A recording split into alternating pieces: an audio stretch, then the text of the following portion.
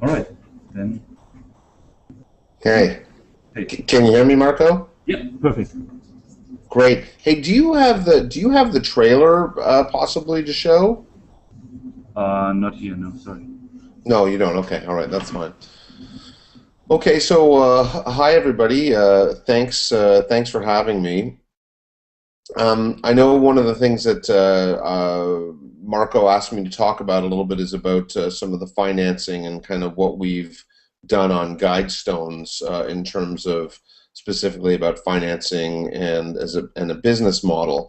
Um, First, though, I want to kind of take off right from what Michael and Marco were saying, and that's that, you know, um, when it comes to creating web series and web-based content, uh, it certainly is, it's an amazing place to be. It's also can be extremely frustrating because it's so new. I know that it's raising money to create content is very, very difficult, and we actually have it pretty good here in Canada. There's actually funding agencies with money available, which I will tell you a little bit about in a second. But it is actually a very exciting space to be in. On the one hand, it's extremely tough. It's very independent. You really have to strip away the old models and try new things. And so, while that can be frustrating, that can also be extremely liberating. You can go out and if you can make stuff on your own terms, I guess is what I'm trying to say. So I think that both Michael and Marco are really, it's really inspiring in kind of what they're saying, and it's nice to see people going out and trying new things and playing with formats and playing with new ideas. Now, Guidestones is actually a pretty good example of that. I'll explain to you first of all just a little bit about what Guidestones is. So Guidestones is a web series. It's 50 episodes long. They're short episodes. They're about 3 minutes each, and it's a dramatic story, and it follows two university students as they uncover or they stumble across an unsolved murder. And then what they try to do is they start to uncover that murder, and it's a murder mystery, and then it eventually leads to this conspiracy theory that they uncover. And it takes them all around the world. And we shot in Toronto, Canada, we shot in Georgia in the United States, and we shot in India. And so it's just like global conspiracy story, and so it's a pretty straightforward genre-specific story. I definitely picked to shoot a genre, specifically conspiracy theory genre, because I thought it would play well online with an online audience, which it has.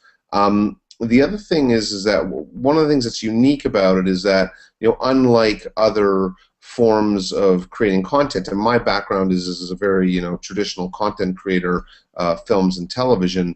What we did was that we added a kind of a whole new twist, a whole new idea, and that's that we added interactivity. So prior to building Guidestones, I had done a bunch of research, and I had found that online audiences like to have this possibility of interactivity. So what we did was that at the end of every episode ends with a cliffhanger, and then somewhere in that episode there's a clue. And if you search that clue, say it's a name that appears or the license plate on a car that goes by, if you Google that, it'll actually lead you to online content that we've seeded. So the fact is that you can extend your experience online. The best way to describe it is like for anybody who's read The Da Vinci Code by Dan Brown. It's like there's all these things that are happening in the book, and as you read it, you're going like, God, I would love to Google that or check that out, and so we actually did that.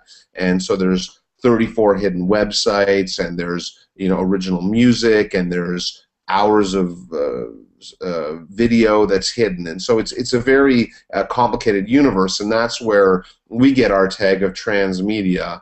And we were even when we launched, we were really taken up by the by the alternate reality gaming community. So it was kind of taken on as a game in a way. But so it's been a very interesting experiment. And I use the word experiment, and I always use the word experiment because in this space right now, everything essentially is an experiment, at least in my opinion. It's always been, let's try something and see if it'll happen. And so far we've certainly had some successes, and we've had some failures for sure. So we're actually trying to take. We're going into a second season now, and we're going to be trying to take the lessons that we learned from season 1 and put them into season 2. And I can talk a little bit about that in a minute or two. But what I want to talk about, because I know the $1 million question is, how do you finance this stuff? And right now there isn't really a strong model for monetizing this stuff. So whereas in movies you can go and you can sell tickets at the box office, or you have traditional broadcast models on places like Netflix or just traditional television, at the same time, you have television series where there's obviously a traditional and typical model that's being followed in terms of monetization. Right now, web-based content doesn't really have a lot of a strong monetizable model that is universal. So some people are monetizing content, but it's always a little bit haphazard. Some show might be really good at selling T-shirts, and that's how they finance it. And some people may have volume enough on YouTube to actually generate some advertising revenue, although not usually with drama. Usually it's with personality-driven content, although there are exceptions, and Machinima has a few of those, but that's another story. So to talk specifically about Guidestones, what we did is that we have kind of a three-pronged approach, and it's a model in progress. So come back next year and I'll tell you how it turns out. But basically, to begin with, we were able to raise some public monies here. So like in many places in the world, there's public funding models.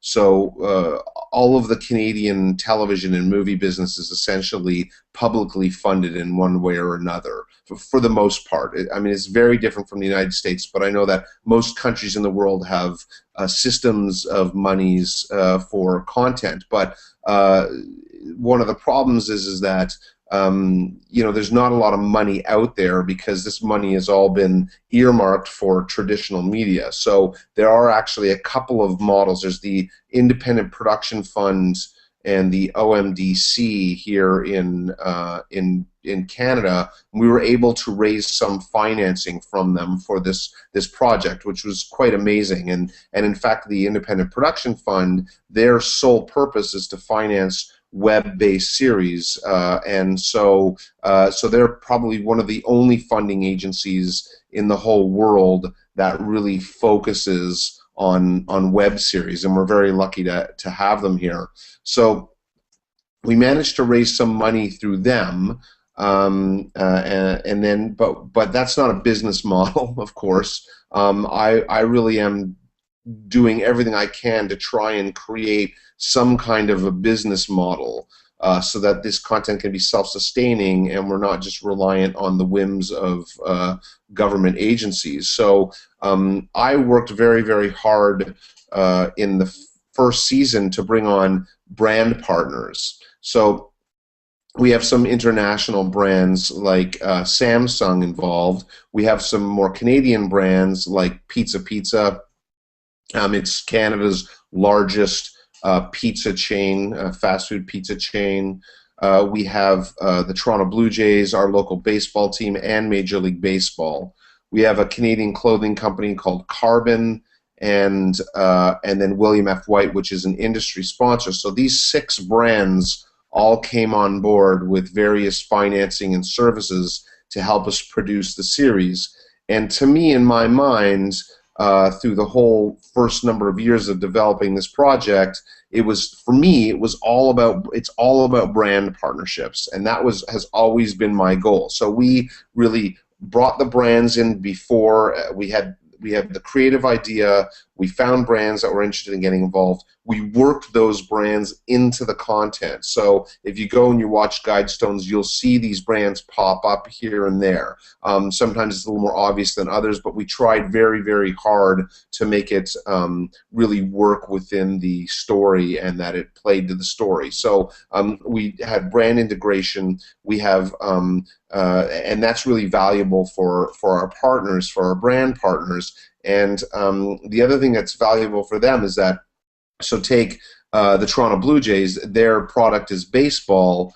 They have, the whole social media pipeline. They have, a whole off season where they can actually promote shows like ours that they're involved in. So it's really a value to them, especially nowadays. You can't just be, doing one thing necessarily. You want to be associated with many different things. So our brand partnerships have been really successful, and as we're going into a second season, we're expanding out to new brand partnerships, which is really exciting. So there are brands who are seeing what we're doing and they want to get involved. Getting to brands is not an easy thing to do, and just like in the same way that we're finding traditional media being transformed by new types of media like web series and web-based content, the advertising world and the brand world is also shifting, but that is a slow-moving beast. And so a lot of people say, well, what about just going and speaking to agencies and getting them involved? Well, it's very hard to get through agencies.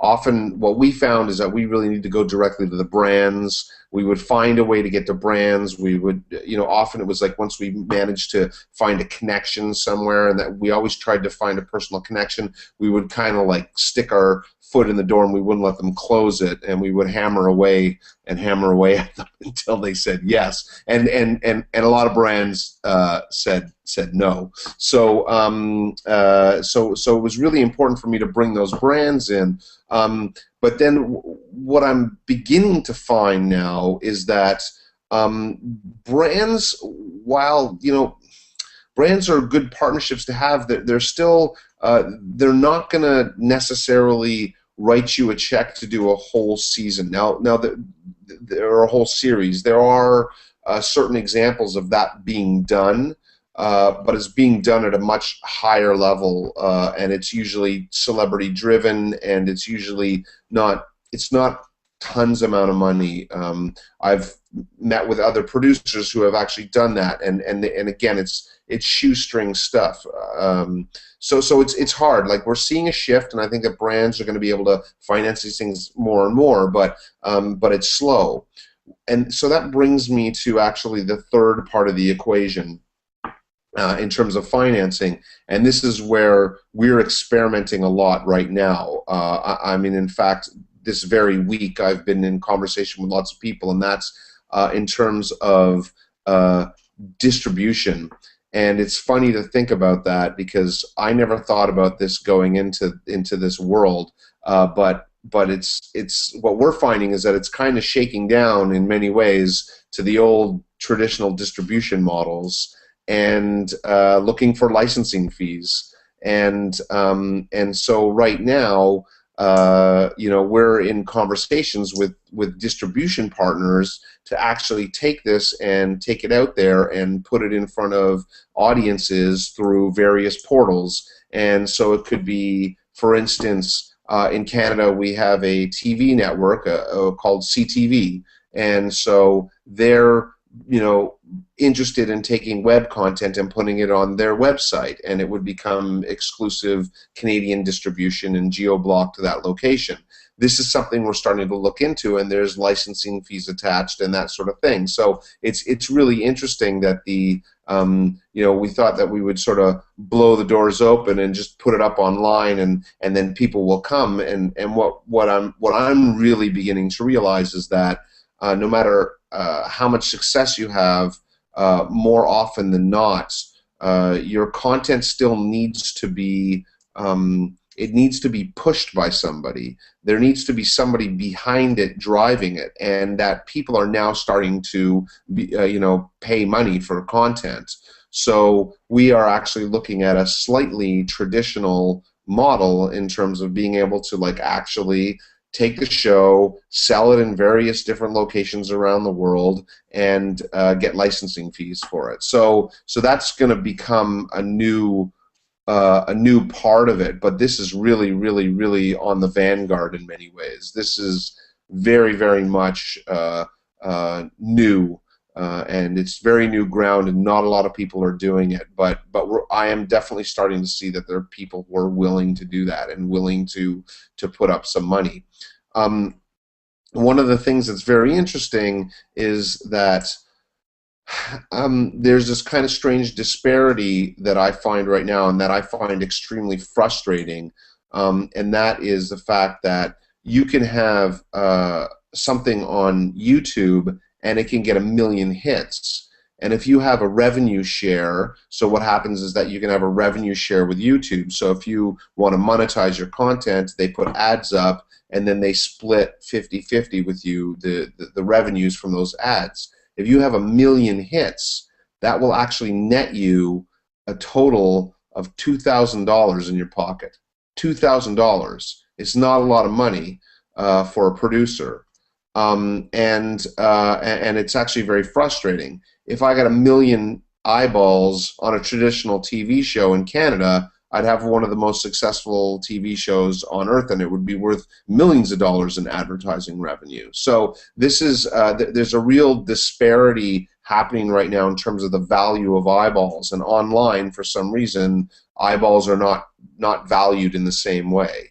You know, I mean, if you had a TV show that had 65 million eyeballs, I mean, like that's like as big as it gets on Earth, and you can have that many eyeballs online, and you're still not really generating that much revenue. So, anyways, there's lots of different reasons behind that, but it's an interesting thing, and what I'm really hoping is that again, as these ships all slowly move, that the eyeballs online people are gonna start to recognize them as being valuable. And there's all sorts of infrastructures at work in terms of from this advertising side of things, but I won't get into that.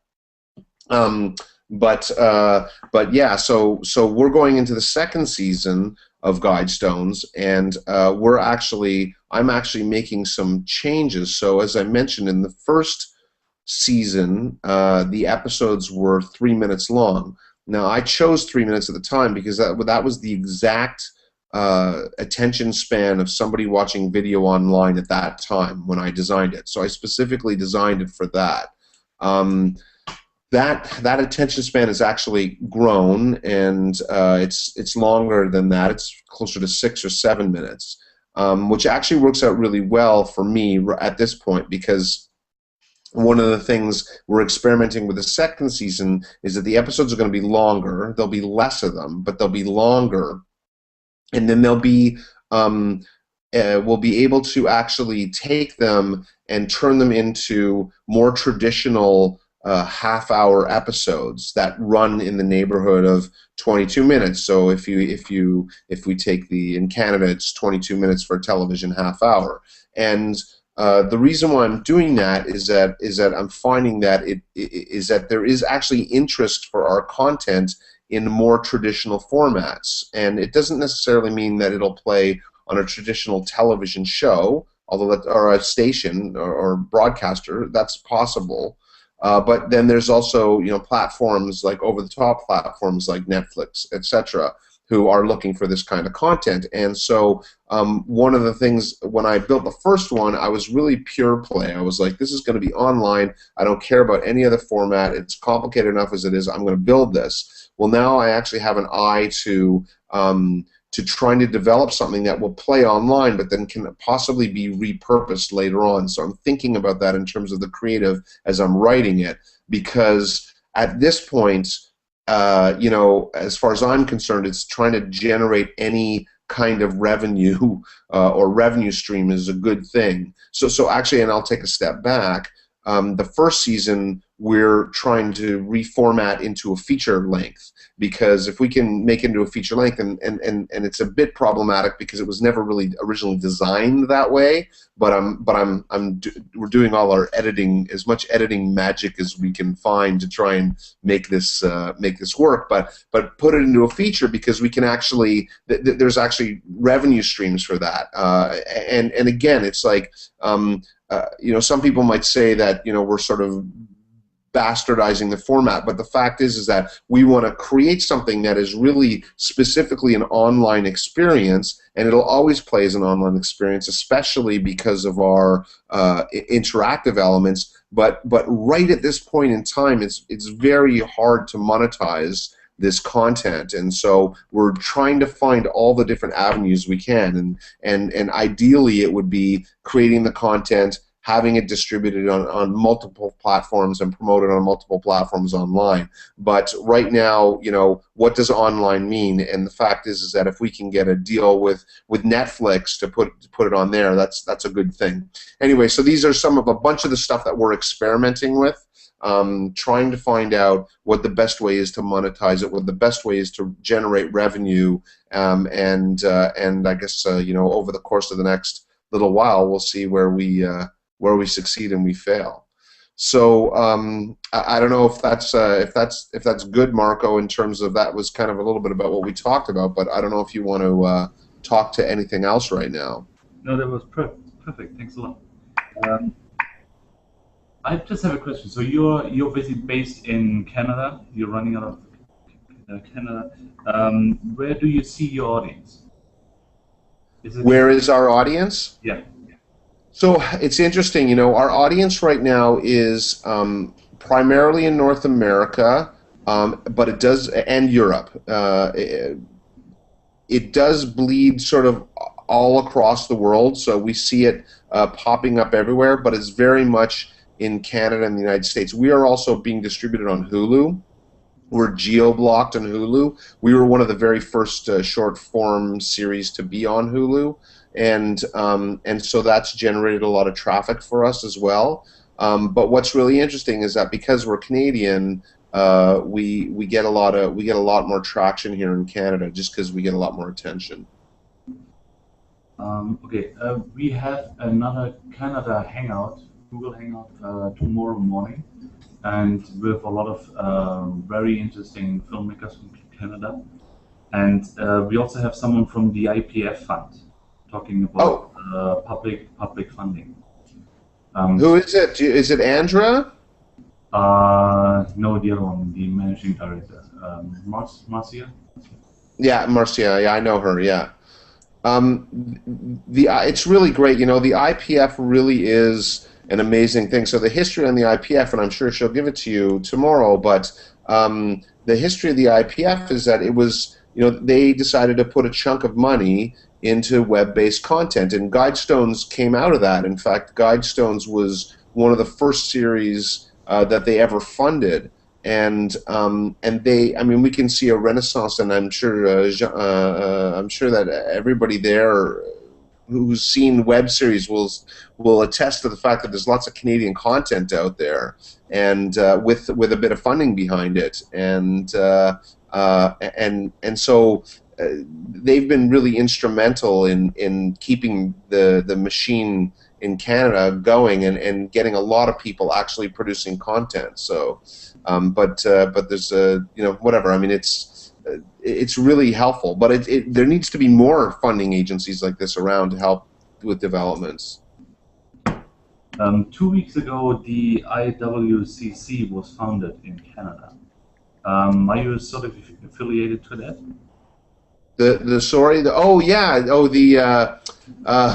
Right, of course, the Webseries community, right?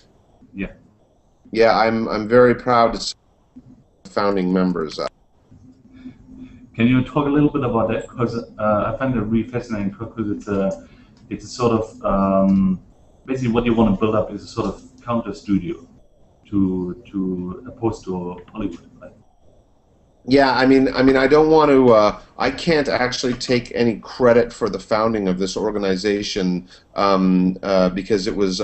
There's a bunch of web producers in Canada who came together and put this together. I have early membership, but there's a whole other incredibly smart group of producers here who built this, and what they're doing is, they're looking to create a community that can go out and, hopefully be an advocate or an organization that can be an advocate for our community. So it's got a lot of tremendous potential. So I'll give you one example. Again, generally web-based content, the budgets are much lower than traditional media.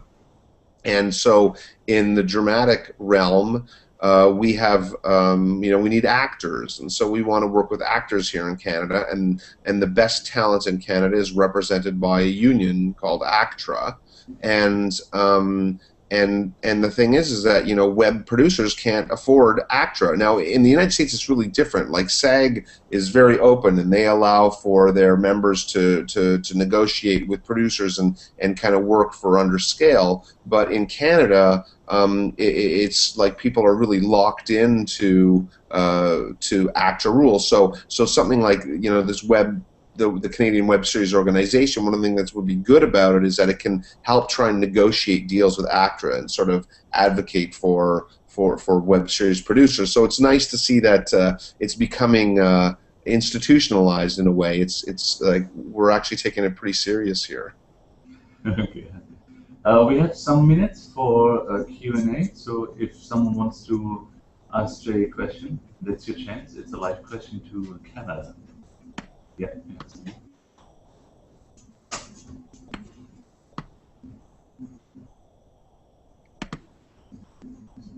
Thank you. I've actually got two questions, one regarding funding and one regarding production. Regards to funding, how about crowdsourcing or things like Kickstarter? Have you considered that? Is that a viable option in Canada?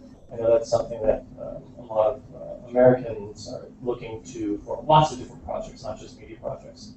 And with regard to the content, the production content that you did with regard to seeding, the hidden websites and all of that, how did you actually go about doing that? Was that something you set up in the production phase, or did you work on that with a different team in post-production? Just curious as to, that's like an additional step that normal productions wouldn't necessarily have to take on. Yeah. Now, in terms of crowdsourcing, I've never actually done it. I know I work with a couple of companies very closely, and one of them is a co-producer with my company on Guidestones. They're called Authentic, and they've done some crowdsourcing campaigns, but they haven't actually been so successful. I mean, crowdsourcing is really a tough one, and it always comes up, and it really depends, I think, on what you're looking for. If you're looking, because these things, they often just end up being financed by sort of friends and family, unless for some strange reason you hit a vein.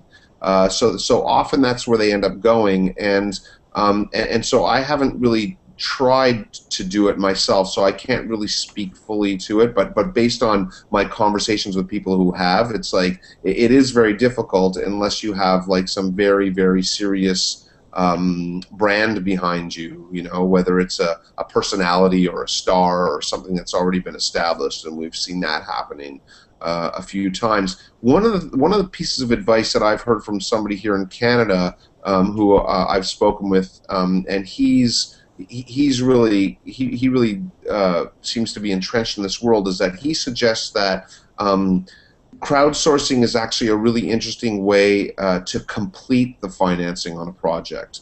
So instead of saying, I need $50,000 and I'm going to go out and try and raise $50,000, if you need $50,000 and you can go out and say, hey, I've got 35 and I need 15 or whatever the number is, that it's actually that I think you have more of a likelihood of raising financing, because then people are actually getting involved in a project that they know is getting there. I mean, it's like anything. First money in is always really tough. So I hope I don't know if that's a great answer, but it's kind of the limited amount that I know about it. But in terms of us and the kind of extra step, yeah, because Guidestones, I mean, while you can watch it as a traditional series, you can just watch it from beginning to end and never do anything. You can have a passive experience, but if you want to have an interactive experience, you know, which is what I was really hoping to have as a possibility, there's all this extra content that we created, and to be totally honest with you, it was very hard. I want to use the term horrifying, because it was actually brutal. Our whole post-production, it took a year to post it. I mean, the whole process and the whole building of this machine there were no models to follow, so I was like literally making it up as we went along. So we wrote it, and then when we shot it, that kind of certain things shifted while we shot it, and it all had to be planned out beforehand, because we had to have, you know, certain things that were I don't know, for instance, you know, there's QR codes seeded throughout the story, so they might find something with the students, as they're investigating, find something with a QR code, so we had to pre-think all of that. But then afterwards, we had to build all that stuff into websites, and so it really was a very complicated post-production, very, very complicated. So just for instance, you know, we would shoot the scene, or so it was written, then we would shoot it, and sometimes we'd have to rethink it a little bit on set because of logistics.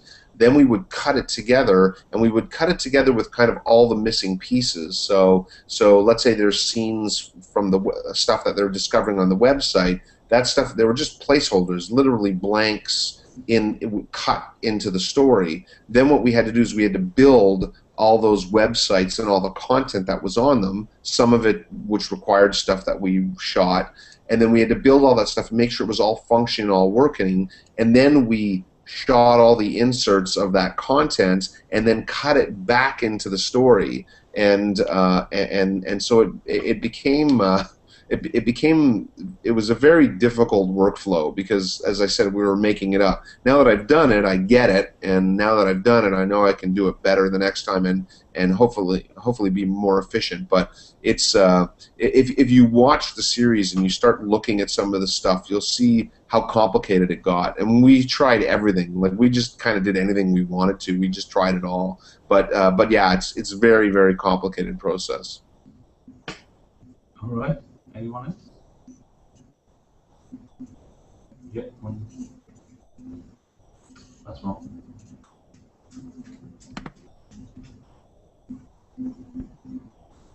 With this interactive content that you spread over the web, did you track how many people actually use this to follow the story more in detail? Yeah, definitely. We have been tracking it very closely, and so one of my favorite statistics is that, you know, our episodes on average are 3 minutes, let's say, is the average, and some of them are shorter and some of them are longer. And our average viewer is engaging on our site for I think it's 5 minutes. So for every 3 minutes that people are watching the series, they're spending 2 minutes looking at supplemental content. And now, but it's interesting because I recently had an email from somebody, and we get feedback email all the time, who was saying that they, loved the series and they really enjoyed it, and they watched it and they didn't search a single thing. They didn't actually look up a single thing. And then there's some other people who they would be like, they would get lost for a half an hour trying to hunt down the stuff, So it was really, it really is kind of broad. But I think in general, most people are trying some stuff out. Oh, and the other thing too that's important about Guidestones, one of the other unique things about it, that again, another experiment. that has proved an interesting success is that there are different ways to watch it. So there's kind of 3 ways to watch it. One is that you can just go to our website or whoever's hosting it in that region, and you can just sit there and you can watch them. You can binge watch them, the whole show all the way through. Or the way that it was actually originally intended, and the most interactive way, is to go and you can sign up for the interactive experience. And what happens is that all the episodes get mailed to you through your email address. You sign up with your email address or through Facebook, and links to the episodes get sent to you in real time as the events are unfolding for the characters. So if you sign up now, the adventure for you will start now, and over the course of the next 3 weeks, no, actually it's closer to 4 weeks, you will just receive emails randomly, and they'll kind of happen at the same time it's happening for the characters. So at one point they go to India, so you'll get stuff really early in the morning as though we're happening in India at that moment. So this is, again, another option. The other way is you can buy it. You can buy it on iTunes. It's available there. So it's kind of like what we've been really trying to do is try to not be all things to all people, but really, online viewing appetites and patterns are very, very different, right? Like, we can choose how we want to watch stuff. I'm sure everybody in this room watches stuff very differently.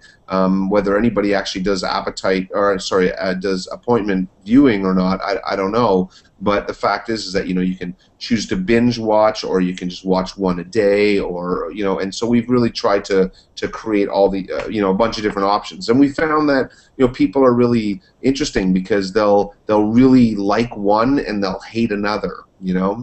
So it just depends. All right, thanks a lot, Jay. All right, guys. Big hand.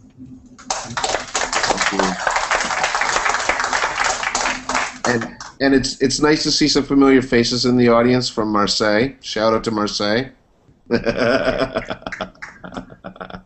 Indeed, thank you guys. So enjoy. I hope that the rest of the festival is a success, and we'll talk soon. Thanks a lot, Jay. Thanks. Bye.